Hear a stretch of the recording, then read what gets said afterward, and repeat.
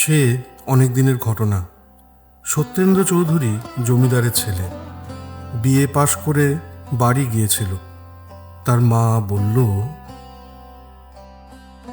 ও সতু, যাস নে, দাঁড়া বাবা, কথা আছে। আমি যে কথা দিয়েছি বাবা, আমার মান লাগবে না। মেয়েটি বড় লক্ষ্মী। বাবা কথা শোন আমার, একবার দেখে আয়। সত্যেন্দ্র মাথা নেড়ে বলল, না মা, এখন আমি কোনো মতেই পারবো না, তাহলে পাস করতে পারবো না। কেন পারবি নে? বৌমা থাকবে আমার কাছে, তুই লেখাপড়া করবি কলকাতায়। পাশ হতে তোর কি বাধা সতু? আমি তো তা ভেবে পাইনে। না মা, সে সুবিধা হবে না, আমার একদম সময় নেই। ইত্যাদি বলতে বলতে সতু বের হয়ে যাচ্ছিল। মা আরো বললেন, যাস নে সতু, দাঁড়া, আরো কথা আছে। আমি কথা দিয়েছি বাবা, আমার মান রাখবে নে। সত্য ফিরে দাঁড়িয়ে অসন্তুষ্ট হয়ে বলল, আমাকে না জিজ্ঞাসা করে কথা দিলে কেন? ছেলের কথা শুনে মা অত্যন্ত ব্যথা পেয়ে বললেন, সে না আমার দোষ হয়েছে, কিন্তু তোকে তো মায়ের সম্ভ্রম বজায় রাখতে হবে। আর তাছাড়া বিধবার মেয়ে, বড় দুঃখী। কথা শোন চতু, রাজি হ। আচ্ছা, পরে বলবো। এই বলে সতু বেরিয়ে গেল। অমর কথা সাহিত্যিক শরৎচন্দ্র চট্টোপাধ্যায় মানুষের অন্তরের গভীর ভাবনাগুলি নিয়ে আজীবন সুন্দর সুন্দর চিত্র ফুটিয়ে তুলতেন তার লেখা গল্প উপন্যাসে। আজও শুনবো এমনই একটা জটিল অথচ মন ছুঁয়ে যাওয়া সম্পর্কের গল্প, আধারে আলো। মা অনেকক্ষণ চুপ করে দাঁড়িয়ে রইলেন। এইটি তার একমাত্র সন্তান। 7-8 বছর হলো স্বামী গত হয়েছেন। সেই পর্যন্ত বিধবা নিজেই নায়েব গোমস্তার সাহায্যে মস্ত জমিদারি শাসন করে আসছেন। ছেলে কলকাতা থেকে কলেজে পড়ে, বিষয় আশয়ে কোনো সংবাদই তাকে রাখতে হয় না। জননী মনে মনে ভেবে রেখেছিলেন, ছেলে ওকালতি পাশ করলে তার বিয়ে দেবেন এবং পুত্রবধূর হাতে জমিদারি এবং সংসারের সমস্ত ভার অর্পণ করে নিশ্চিন্ত হবেন। এর আগে তিনি ছেলেকে সংসারী করে তার উচ্চশিক্ষার বাধা হবেন না। কিন্তু অন্যরকম ঘটল। স্বামীর মৃত্যুর পর এ বাড়িতে এতদিন পর্যন্ত কোনো কাজকর্ম হয়নি। সেদিন কি একটা ব্রত উপলক্ষে সমস্ত গ্রাম নিমন্ত্রণ করেছিলেন। মৃত অতুল মুখুজ্জের দরিদ্র বিধবা 11 বছরের মেয়ে নিয়ে নিমন্ত্রণ রাখতে এসেছিলেন। এই মেয়েটিকে তার বড় মনে ধরেছে। শুধু যে মেয়েটি নিখুঁত সুন্দরী তা নয়, ওইটুকু বয়সেই মেয়েটি যে অশেষ গুণবতী তাও তিনি 2-4টি কথাবার্তায় বুঝতে পেরেছিলেন।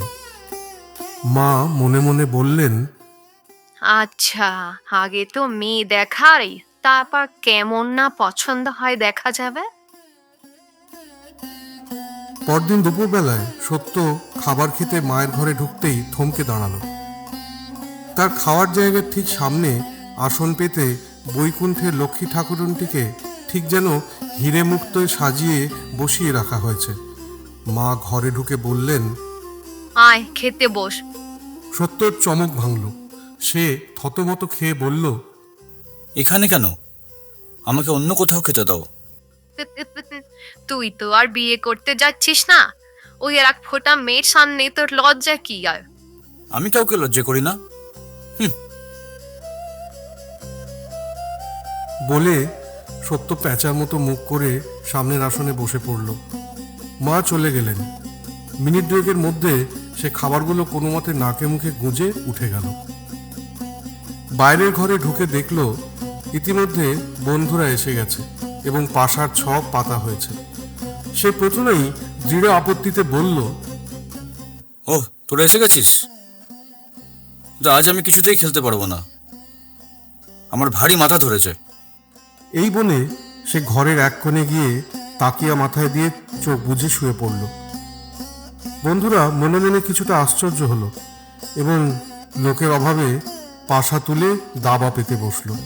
সন্ধে পর্যন্ত অনেক চেঁচামেচি ঘটল, কিন্তু সত্য একবারও উঠল না, একবারও জিজ্ঞাসা করল না কে হারলো কে জিতল। আজ এসব তার ভালোই লাগছে না। বন্ধুরা চলে গেলে সে বাড়ির ভেতর ঢুকে সোজা নিজের ঘরে যাচ্ছিল। ভাড়ারের বারান্দা থেকে মা জিজ্ঞাসা করলো, কি রে ছোটু, এই মধ্যে শুতে যাচ্ছিস যে? শুতে নয়, পড়তে যাচ্ছি। এমএ পড়া তো সোজা নয়, সময় নষ্ট করলে কি আর চলবে? এই বলে সে দুমদুম করে পায়ের শব্দ করে উপরে উঠে গেল। আধ ঘন্টা কেটে গেছে, সে একটা লাইনও পড়েনি। টেবিলের উপর বই খোলা, চেয়ারে হেলান দিয়ে উপরের দিকে মুখ করে কড়িকাঠের দিকে তাকিয়ে ধ্যান করছিল। হঠাৎ ধ্যান ভেঙে গেল। সে কান খাড়া করে শুনল নূপুরের শব্দ। সত্য সোজা হয়ে উঠে বসে দেখল সেই আপাদমস্তক গয়না পরা লক্ষ্মী ঠাকুরনের মতো মেয়েটা আস্তে আস্তে কাছে এসে দাঁড়ালো। সত্য এক দৃষ্টিতে চেয়ে থাকলো তার দিকে। মেয়েটি মৃদু কণ্ঠে বলল, মা, আপনার মত জিজ্ঞাসা করিলেন। কার মা? আমার মা। আমার মাকে জিজ্ঞাসা করলেই জানতে পারবেন। শোনো, তোমার নাম কি? আমার নাম রাধা রানী। এক ফোঁটা রাধারানীকে সজোরে ঝেড়ে ফেলে দিয়ে সত্য এমএ পাশ করতে কলকাতায় চলে গেল। বিশ্ববিদ্যালয়ের সমস্ত পরীক্ষাগুলো উত্তীর্ণ না হওয়া পর্যন্ত তো কোনো মতেই না, খুব সম্ভব পরেও না, সে বিয়ে করবে না। কারণ সংসারে জড়িয়ে গিয়ে মানুষের আত্মসম্ভ্রম নষ্ট হয়ে যায়, ইত্যাদি ইত্যাদি। তবুও থেকে থেকে তার সমস্ত মনটা যেন কীরকম করে ওঠে। কোথাও কোনো নারী মূর্তি দেখলেই আরেকটা অতি ছোট মুখ তার পাশেই জেগে উঠে তাকে আবৃত করে দিয়ে একলা দাঁড়িয়ে থাকে। সত্য কিছুতেই সেই লক্ষ্মীর প্রতিমাটিকে ভুলতে পারে না। চিরদিনই সে নারীর প্রতি উদাসীন। হঠাৎ এ তার কি হয়েছে যে পথে ঘাটে কোথাও বিশেষ একটা বয়সের কোনো মেয়ে দেখলেই তাকে ভালো করে দেখতে ইচ্ছে করে। হাজার চেষ্টা করেও সে যেন কোনো মতে চোখ ফেরাতে পারে না। দেখতে দেখতে হঠাৎ হয়তো অত্যন্ত লজ্জা করে সমস্ত দেহ বারবার শিউরে ওঠে। সে তক্ষুনি যে কোনো একটা পথ ধরে দ্রুত পদে সরে যায়। সত্য সাঁতার কেটে স্নান করতে ভালোবাসত। তার চোর বাগানের বাড়ি থেকে গঙ্গা দূরে নয়, প্রায়ই সে জগন্নাথের ঘাটে স্নান করতে আসত। আজ পূর্ণিমা, ঘাটে একটু ভিড় হয়েছিল। গঙ্গায় আসলে সে যে উৎকলী ব্রাহ্মণের কাছে শুকনো জামা কাপড় জিম্মায় রেখে জলে নামত, তারই উদ্দেশ্যে আসতে গিয়ে এক স্থানে একটু বাধা পেয়ে থেমে দেখল 4-5 জন লোক একদিকে চেয়ে আছে। সত্য তাদের দৃষ্টি অনুসরণ করে দেখতে গিয়ে বিস্ময়ে স্তব্ধ হয়ে দাঁড়ালো। তার মনে হলো একসঙ্গে এত রূপ সে আর কখনো নারী দেহে দেখেনি। মেয়েটির বয়স 18-19-এর বেশি নয়। পরনে সাদাসিধে কালো পেড়ে ধুতি, দেহ সম্পূর্ণ অলংকার বর্জিত। হাঁটু গেড়ে বসে কপালে চন্দনের ফোঁটা নিচ্ছে এবং তারই পরিচিত পাণ্ডা একমনে সুন্দরীর কপালে নাকে চন্দনের ফোঁটা এঁকে দিচ্ছে। সত্য কাছে এসে দাঁড়ালো। পাণ্ডা সত্যর কাছে যথেষ্ট প্রণামী পেত, তাই রূপসীর চাঁদমুখের খাতির ত্যাগ করে হাতের ছাঁচ ফেলে দিয়ে বড়বাবুর শুকনো কাপড়ের জন্য হাত বাড়ালো। দুজনের চোখাচোখি হলো। সত্য তাড়াতাড়ি কাপড়খানা পাণ্ডার হাতে দিয়ে দ্রুত সিঁড়ি বেয়ে জলে গিয়ে নামল। আজ তার সাঁতার কাটা হলো না। কোনো মতে স্নান সেরে যখন সে কাপড় পরিবর্তনের জন্য উপরে উঠল, তখন সেই অসামান্য রূপসী চলে গেছে। সেদিন সমস্ত দিন ধরে তার মন গঙ্গা গঙ্গা করতে লাগলো, এবং পরদিন ভালো করে সকাল না হতেই মা গঙ্গা এমনি সজোরে টান দিলেন যে সে বিলম্ব না করে আলনা থেকে একটা কাপড় টেনে নিয়ে গঙ্গা যাত্রা করল। ঘাটে এসে দেখল অপরিচিত রূপসী এইমাত্র স্নান সেরে উপরে উঠছেন। সত্য নিজেও যখন স্নান সেরে পাণ্ডার কাছে আসলো, তখন আগের দিনের মতো আজও তিনি ললাট চিত্রিত করছিলেন। আজও চার চোখ মিলিত হলো, আজও তার সর্বাঙ্গে বিদ্যুৎ বয়ে গেল। সে কোনো মতে কাপড় ছেড়ে দ্রুত পদে চলে গেল। মেয়েটি যে প্রত্যেক দিন খুব ভোরে গঙ্গা স্নান করতে আসতো, সত্য তা বুঝে গিয়েছিল। এতদিন তাদের মধ্যে যে সাক্ষাৎ ঘটেনি, তার একমাত্র কারণ আগে সত্য নিজে অনেক বেলায় স্নান করতে আসতো। গঙ্গার ঘাটে আজ নিয়ে পরপর 7 দিন তাদের চার চোখ মিলিত হয়েছে, কিন্তু মুখে কথা হয়নি। মনে হয় তার প্রয়োজন ছিল না, কারণ যেখানে চাহনিতে কথা হয় সেখানে মুখের কথাকে বোবা হয়ে থাকতে হয়। এই অপরিচিতা রূপসী যেই হন, তিনি যে চোখ দিয়ে কথা বলতে শিখেছেন এবং সে বিদ্যায় পারদর্শী, সত্যর অন্তর্যামী তার নিভৃত অন্তরের মধ্যে অনুভব করতে পেরেছিল। সেদিন স্নান করে সে অনেকটা অন্যমনস্কের মতো বাড়ি ফিরছিল। হঠাৎ তার কানে গেল, শুনছেন? একবার শুনুন। মুখ তুলে দেখল রেলওয়ে লাইনের ওপারে সেই রমণী দাঁড়িয়ে আছেন। তার বাঁ কোলে জল ভরা ছোট্ট একটা পিতলের কলসি, ডান হাতে ভেজা কাপড়। মাথা নেড়ে ইশারায় ডাকছেন। সত্য এদিক ওদিক চেয়ে কাছে গিয়ে দাঁড়ালো। তিনি উৎসুক চোখে চেয়ে মৃদু কণ্ঠে বললেন, বলছি, আসলে আজকে আমার ঝি আসেনি। দয়া করে একটু যদি আমায় এগিয়ে দিতেন, বড় ভালো হতো। অন্যদিন তিনি দাসী সঙ্গে করে আসেন, আজ একলা। সত্যের মনের মধ্যে দ্বিধা জাগল। কাজটা ভালো নয় বলে একবার মনেও হলো, কিন্তু সে না বলতে পারল না।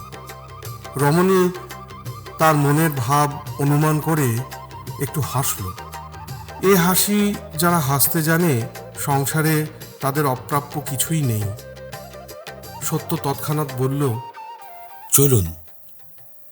এই বলে সত্য তাকে অনুসরণ করল, কিন্তু 2-4 পা যাওয়ার পর রমণী আবার কথা বললেন।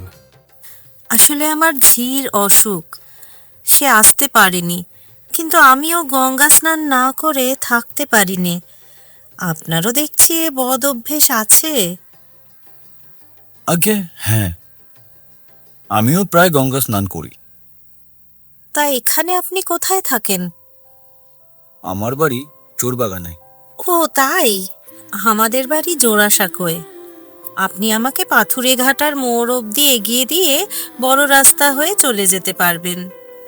আচ্ছা, তাই যাব।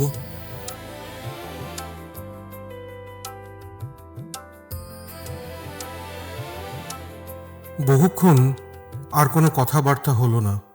চিতপুর রাস্তায় এসে রমণী ফিরে দাঁড়িয়ে আবার সেই হাসি হেসে বললেন, এই তো কাছেই আমার বাড়ি, এবার আমি যেতে পারবো। নমস্কার। নমস্কার। এই বলে সত্য ঘাড় গুঁজে তাড়াতাড়ি চলে গেল। সেদিন সমস্ত দিন ধরে তার বুকের মধ্যে যে কি করতে লাগলো, সে কথা লিখে জানানো অসাধ্য। যৌবনে 5 তীরের প্রথম তীরের আঘাত যাকে সইতে হয়েছে, শুধু তারই মনে পড়বে, শুধু তিনি বুঝবেন সেদিন কি হয়েছিল। সবাই বুঝবে না। কি উন্মাদ নেশায় মাতলে স্থল, জল, আকাশ, বাতাস সব রঙিন দেখায়। সমস্ত চৈতন্য কি করে চেতনা হারিয়ে একখণ্ড প্রাণহীন চুম্বকের কাঠির মতো শুধু সেই একদিকে ঝুঁকে পড়বার জন্যই সারাক্ষণ উন্মুখ হয়ে থাকে। পরদিন সকালে সত্য জেগে উঠে দেখল রোদ উঠেছে। একটা ব্যথার তরঙ্গ তার গলা আলোড়ন করে গড়িয়ে গেল। সে নিশ্চিত বুঝল আজকের দিনটা একেবারে ব্যর্থ হয়ে গেছে। চাকরটা সামনে দিয়ে যাচ্ছিল, তাকে ভয়ানক ধমক দিয়ে বলল, হারামজাদা, এত বেলা হয়েছে, আমাকে ডেকে দিতে পারিসনি? যা, তোর 1 টাকা জরিমানা। সে বেচারা হতবুদ্ধি হয়ে চেয়ে থাকল। সত্য অন্য কাপড় না নিয়ে রেগে মেগে বাড়ি থেকে বেরিয়ে গেল। পথে এসে গাড়ি ভাড়া করল এবং গাড়োয়ানকে পাথুরে ঘাটার ভিতর দিয়ে চালিয়ে নিয়ে যেতে হুকুম করে রাস্তার 2 দিকেই প্রাণপণে তাকাতে থাকল। কিন্তু গঙ্গায় এসে ঘাটের দিকে চাইতেই তার সমস্ত ক্ষোভ যেন জুড়িয়ে গেল। বরঞ্চ মনে হলো যেন হঠাৎ পথের উপরে ফেলে রাখা একটা অমূল্য রত্ন কুড়িয়ে পেয়েছে। গাড়ি থেকে নামতেই তিনি মৃদু হেসে নিতান্ত পরিচিতর মতো বললেন, ওমা, আজ আপনার এত দেরি যে? আমি সেই আধ ঘন্টা দাঁড়িয়ে আছি। শিগগিরই নিয়ে নিন, আজও আমার ঝি আসেনি। ও তাই?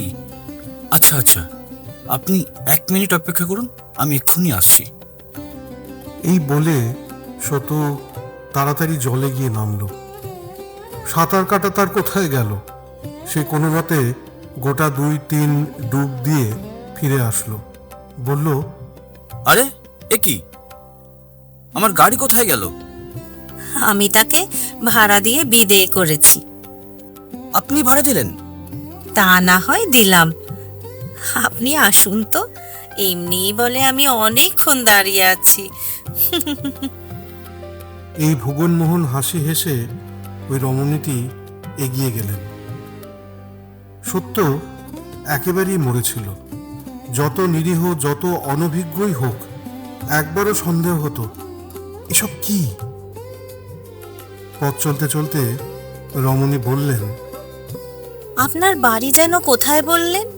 চোর বাগান? হ্যাঁ। সেখানে বুঝি শুধু চোরেরাই থাকে? কেন বলুন তো? আপনি তো চোরেদের রাজা। এই বলে রমণী একটু ঘাড় বাঁকিয়ে কটাক্ষের হাসি হেসে আবার নির্বাক গমনে চলতে লাগলেন। আজ তার কোলের কলসিটি একটু বড় ছিল।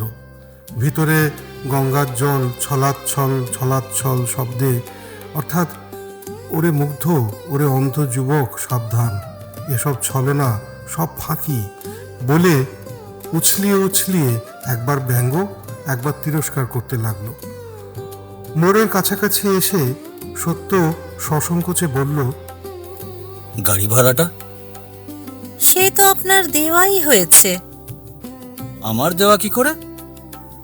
আমার আর আছেই কি যে দেব? যা ছিল সমস্তই তো তুমি চুরি ডাকাতি করে নিয়েছো।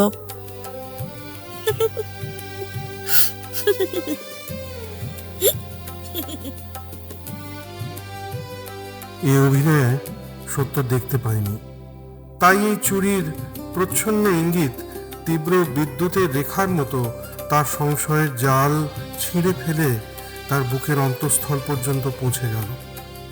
তার মুহূর্তে স্বাদ হলো এই প্রকাশ্য রাজপথেই ওই দুটো রাঙা পায়ে লুটিয়ে পড়ে।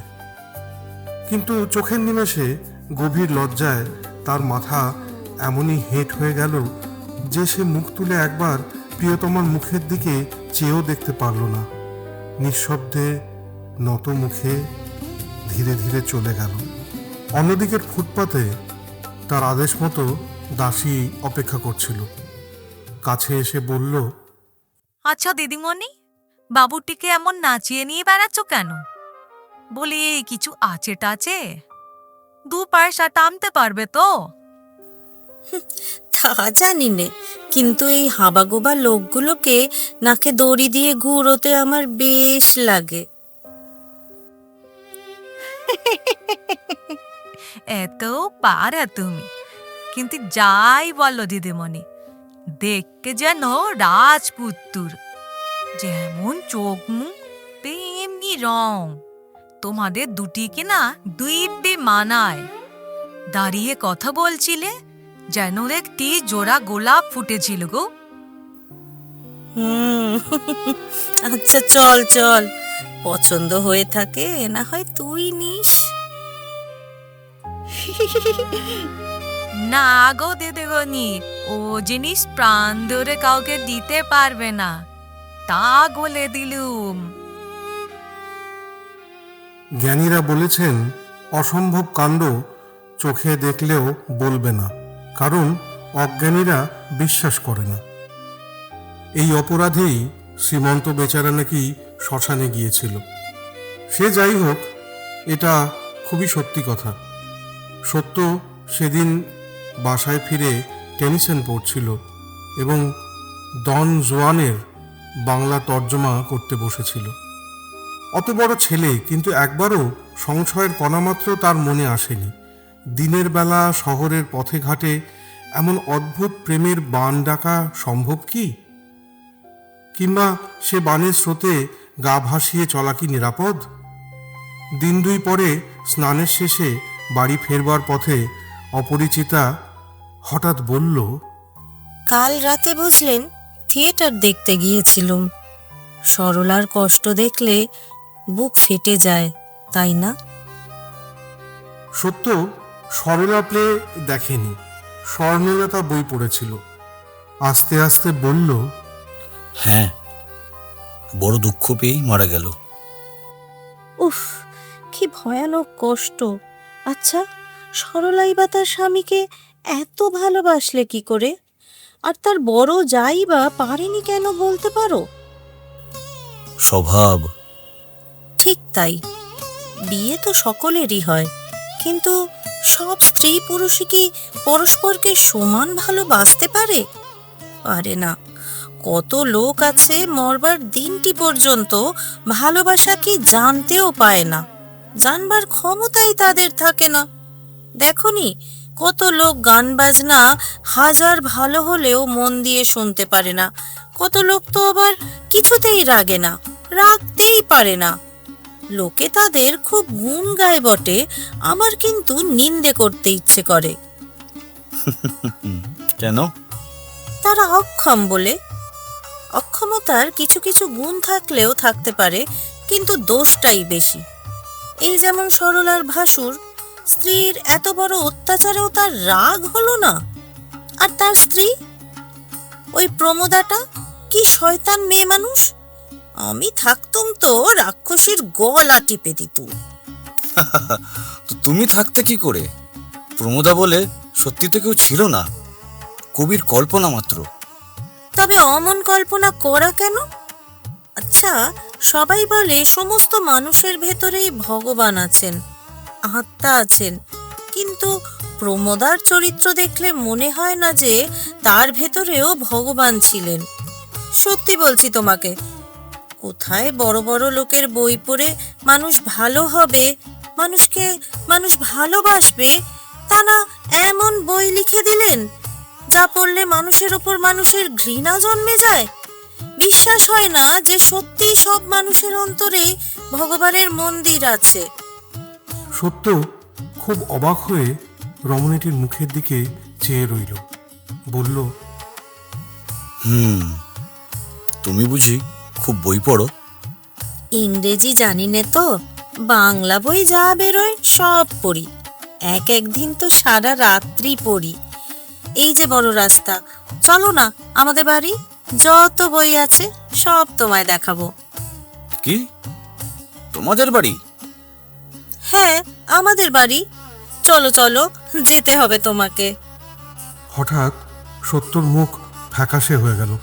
সে খুব ভয়ে ভয়ে বলে উঠল, এই না না, ছি ছি। ছিছের কিছু নেই, চলো, আজ তোমায় যেতেই হবে। না না না, মানে আজ না, আজ থাক। এই বলে সত্য খুব তাড়াতাড়ি চলে গেল।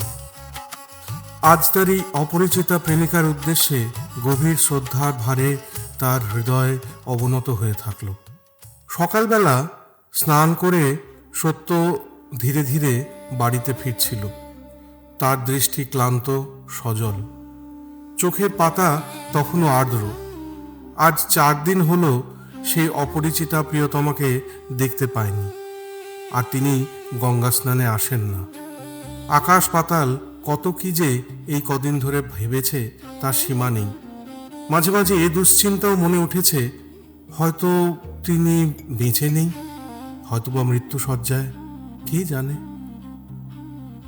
সে গলিটা জানে বটে, কিন্তু আর কিছু চেনে না। কার বাড়ি, কোথায় বাড়ি, কিছুই জানে না। মনে করলে অনুশোচনায়, আত্মগ্লানিতে হৃদয় পুড়ে যায়। কেন সে সেদিন যায়নি? কেন সেই গভীর অনুরোধ উপেক্ষা করেছিল? সে সত্যি সত্যিই ভালোবেসেছিল। চোখের নেশা নয়, হৃদয়ের গভীর তৃষ্ণা। এতে ছলচাতুরি ছায়ামাত্র ছিল না। যা ছিল তা সত্যিই নিঃস্বার্থ, সত্যিই পবিত্র, বুকজোড়া স্নেহ। বাবু, ও বাবু, শুনছেন? সত্য চমকে গিয়ে চেয়ে দেখল তার সেই দাসী যে সঙ্গে আসতো পথের ধারে দাঁড়িয়ে আছে। সত্য ব্যস্ত হয়ে তার কাছে এসে ভারী গলায় বলল, কি হয়েছে তার? কি হয়েছে? এই বলেই তার চোখে জল আসলো। সে সামলাতে পারল না। দাসী মুখ নিচু করে হাসি গোপন করল। মনে হয় হেসে ফেলার ভয়েই মুখ নিচু করে বলল, দিদিমণির বড় অসুখ গো বাবু, আপনাতে বড় দেখতে চাইছেন। এই কথা শুনে তক্ষুনি চলো বলে নিজের চোখের জল মুছে সত্য দাসীর সঙ্গে চলল। চলতে চলতে প্রশ্ন করল, কি অসুখ? কোনো কঠিন অসুখ হয়েছে কি? না, তা হয়নি, কিন্তু খুব জ্বর। সত্য মনে মনে হাত জোর করে কপালে ঠেকালো, আর প্রশ্ন করল না। বাড়ির সামনে এসে দেখল খুব বড় বাড়ি। দরজার কাছে বসে একজন হিন্দুস্থানি দারোয়ান ঝিমোচ্ছে। দাসীকে জিজ্ঞাসা করল, আচ্ছা, আমি গেলে তোমার দিদিমণির বাবা আবার রেগে যাবেন না তো? তিনি তো আমাকে চেনেন না। আগে দিদিমণির বাত নেই গো, শুধু মা আছেন। দিদিমণির মতো তিনিও আপনাকে খুব ভালোবাসেন। সত্য আর কিছু না বলে ভেতরে প্রবেশ করল। সিঁড়ি বেয়ে 3 তলার বারান্দায় এসে দেখল পাশাপাশি 3টে ঘর। বাইরের থেকে যতটুকু দেখা যায় মনে হলো সেগুলো খুব চমৎকারভাবে সাজানো। কোণের ঘর থেকে খুব জোরে হাসির শব্দ, সঙ্গে তবলা আর ঘুঙুরের শব্দ আসছিল। দাসী হাত দিয়ে দেখিয়ে বলল, ওই ঘর চলুন। দরজার সামনে এসে সে হাত দিয়ে পর্দা সরিয়ে খুব জোর গলায় বলে উঠল, ও দিদিমণি, এই নাও তোমার নাগর। খুব তীব্র হাসি আর কোলাহল উঠল। ভিতরে যা দেখল তাতে সত্যর সমস্ত মাথা উল্টে পাল্টে গেল। তার মনে হলো হঠাৎ সে যেন অজ্ঞান হয়ে পড়ছে। কোনো মতে দরজা ধরে সেখানেই চোখ বুজে চৌকাঠের ওপর বসে পড়ল। ঘরের ভিতরে মেঝে মোটা গদি পাতা বিছানার ওপর 2-3 জন ভদ্রবেশী পুরুষ মানুষ। একজন হারমোনিয়াম, একজন বায়া তবলা নিয়ে বসে আছে, আর একজন এক মনে মদ খাচ্ছে। তিনি মনে হয় এইমাত্র নৃত্য করছিলেন। 2 পায়ে একরাশ ঘুঙুর বাঁধা, নানা অলঙ্কারে সর্বাঙ্গ ভূষিত। মদ খাওয়া চোখ দুটো ঢুল ঢুল করছে। খুব তাড়াতাড়ি কাছে সরে এসে সত্যর একটা হাত ধরে খিলখিল করে হেসে বলল, বন্ধুর মির্কি ব্যামো আছে নাকি? নে ভাই, এ আর কি করিস নে, ওঠ। ওসবে আমার ভারী ভয় করে। এ কি দেখলো সত্য? সে যে নিজের চোখকেও বিশ্বাস করতে পারছে না। এখন কি করবে সত্য? জানতে হলে অপেক্ষা করুন আধারে আলোর অন্তিম পর্বে। গল্প যখন তখনই।